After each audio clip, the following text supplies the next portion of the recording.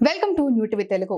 ఆంధ్రప్రదేశ్ రాజధాని అమరావతిలో పనుల పునఃప్రారంభ కార్యక్రమం విజయవంతం కావడంపై ముఖ్యమంత్రి నారా చంద్రబాబు నాయుడు సంతృప్తి వ్యక్తం చేశారు. ఈ సందర్భంగా కూటమికి చెందిన ఎంపీలు, ఎమ్మెల్యేలు, ఎమ్మెల్సీలు, ఇతర ముఖ్య నేతలతో ఆయన టెలికాన్ఫరెన్స్ నిర్వహించారు.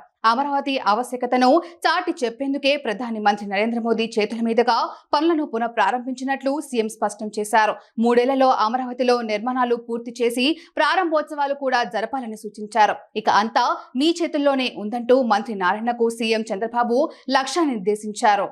అమరావతి రాజధాని పనుల పునః ప్రారంభ కార్యక్రమం విజయవంతమైంది.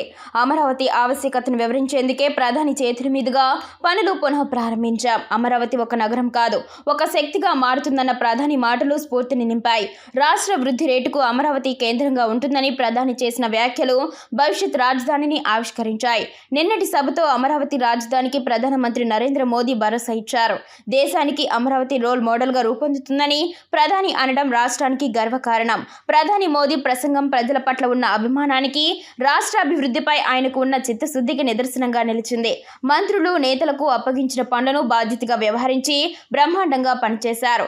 లక్షల మంది ప్రజలు పోటెత్తిన ఎక్కడ అసౌకర్యం కలగకుండా చర్యలు తీసుకున్నాం.